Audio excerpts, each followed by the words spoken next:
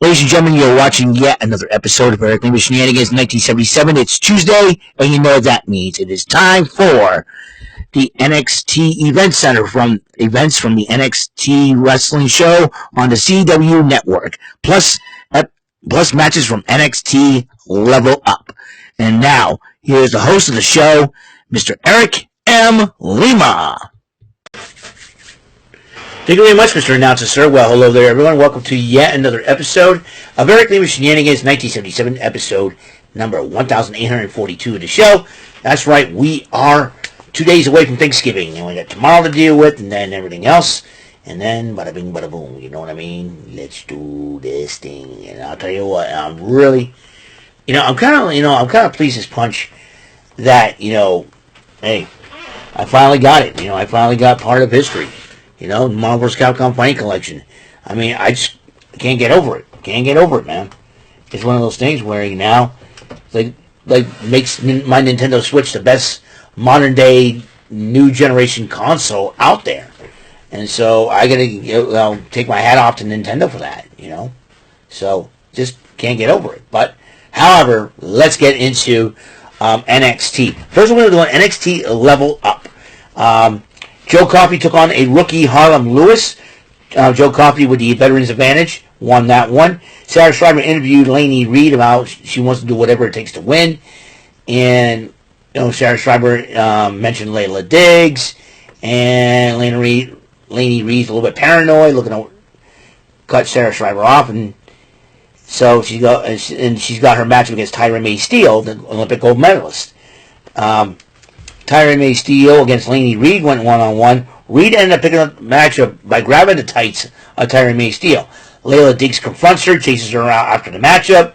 She chases her into Lainey Reed into the ring. Tyra May Steele did a shoulder block on her, knocking her out of the ring. And then Shiloh Hill went one-on-one with Dante Chen. This was a heck of a matchup. Dante Chen did pick up the victory and ended up shaking the hand of Shiloh Hill after that. So that is from NXT Level Up this past Friday. Now we're going to go into today. It kicked off with the Chase U theme, and they had a Chase U paper up and figured like a final rally for Chase U. But Ridge Holland breaks through it, addresses NXT Deadline, addresses Trick Williams, and saying that he'll beat Trick Williams for the title. That's all he cares about. And then they had the first, and that leads into the Men's Iron Survivor Qualifier, Axiom against Ethan Page. Ethan Page ends up winning the matchup. And then when Sarah Schreiber interviewed Ethan Page after the matchup, Ethan Page was going to go out declaring he'll win the matchup. Nathan Frazier interrupts him, saying he'll win the match. And then Wesley interrupts both Page and Frazier, saying he'll win the match. Javon Evans comes out, saying it's my time. But then OTM comes out and says, forget all that, Frazier, Axiom, the belts, we want them.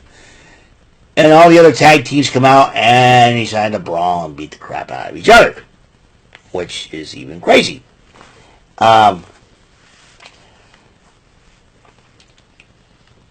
Which is even crazier. And so Ruka, in the women's locker room, Ruka and Brinley Reese were talking about Jada Parker. And Lola Vice says, I'm not done with Jada Parker.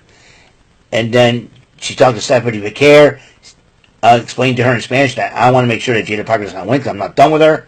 Stephanie Vicaire understood. Ren Sinclair comes out, runs her mouth, talks a little smack against Lola Vice. Lola Vice says, tonight I'll show you what it's all about. And I'm going, Ren. Ren Sinclair runs her mouth again, got herself in trouble this time. Meanwhile, Nikita Lyons was talking to Ashante the Adonis.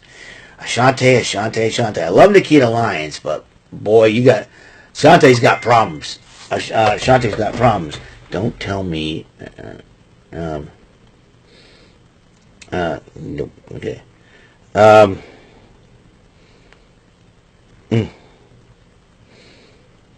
Yeah, and Bruins lose. Dang it. Yeah. Oh, good.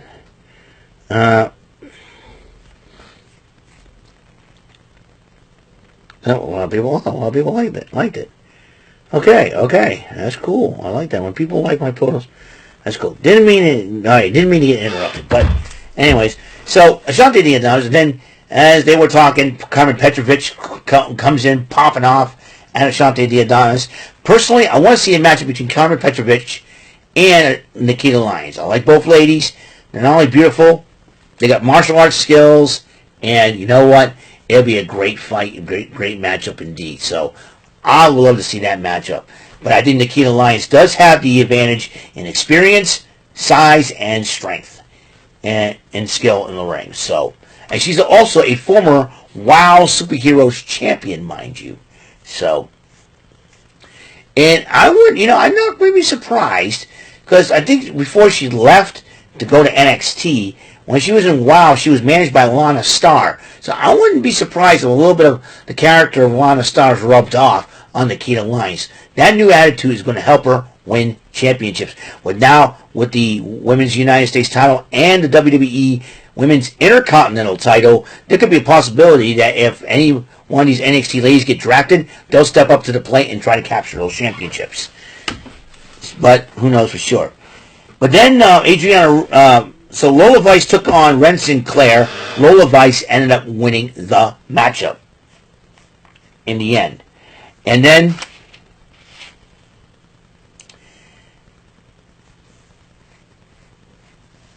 Adriana Rizzo was talking to Tony D'Angelo, preparing him for the North American title defense. Sean Spears, Brooks Jensen, same thing. And Tatum Paxton was getting herself ready by talking to her dolls, but Jasmine Nix and JC Jane of Fatal Influence interrupted her, disrespected her, saying that Fallon Henley will win, you're a loser. And then JC Jane grabbed one of the dolls and threw it down, and it was a redhead doll. But then Tatum Paxton looks at it and goes, the past will come back to haunt you. The past will haunt you. And then a hand picked up the doll. The redhead doll. Maybe? I don't know. We'll find out. But then they had the Men's North American Championship, Tony D'Angelo versus Sean Spears. D'Angelo wins the matchup, but Brooks Jensen attacks him after the matchup. D'Angelo tries to fight back against both men, but then Nico Vance, their new ally, decked Tony D'Angelo and knocked him down. That's a big dude. Nico Vance, you don't want to mess with him at all. But then, afterwards, the tag teams were brawling in the parking lot. Somebody went through a window. It was totally insane. But then, in the progressive match flow, Andre Chase was packing up his things from Chase U, the memories and all. And somebody stopped messaging me. So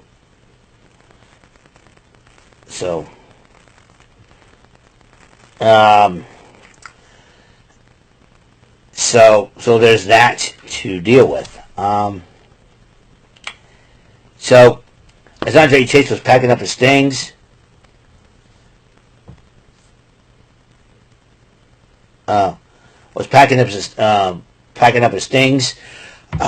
somebody yelled, "Hey, Mr. Chase, who was that voice, and what does that voice want?" Could be a revival, or is somebody taking over, volunteer to take over Chase U and give it a new name and give it a new attitude? Maybe? I don't know.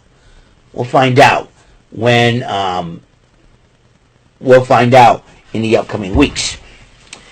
Then, the Women's Iron Survivor qualified between Julia and Kehlani Jordan. And, this was a heck of a matchup. Counter holds. Kehlani Jordan, in her young career in the WWE, is learning a lot. And that is a huge deal. And when you go up against someone established in Japan, like Julia, you're going to learn more. And strong styles, submission holds, and whatnot. And Julia won the matchup. So there's that. Well, Ava has decided to inform the runner-ups of those matches. Cora Jade, Kehlani Jordan, Ren Sinclair, and whoever. I'm gonna look back at my notes for just a second here. Jade, so Ren Sinclair, Jada Parker, Kaylani Jordan, and Cora Jade. And the men's qualifier, maybe Eddie Thorpe, Cedric Alexander, Axiom, and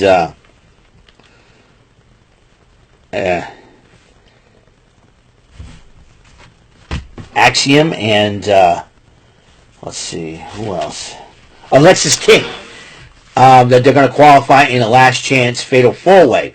Eddie Thorpe was not satisfied with that, and he's trying to talk to Ava. Ava says, "Get your hands off me!"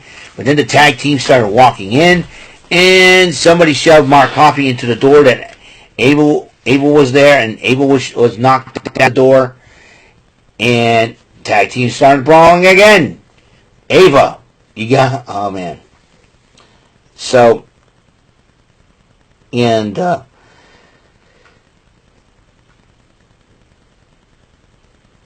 then while Ava was getting checked on, Eddie Thorpe tried to explain. Shawn Michaels was upset, shoves him, and he goes, "You don't touch her. Get out of here." And I'm telling you something right now. Eddie Thorpe may end up having a brand new attitude. Shawn Michaels, you better check what happened, because it wasn't Eddie Thorpe that knocked Ava with the door. It was Mark Coffey was shoved by one of the tag teams. Mark Coffey was shoved and knocking down the doors. In fact, that even was it Josh Briggs and his Japanese partner, I forget his name. I want to go back to his name. I do believe his name was... Give me a second here.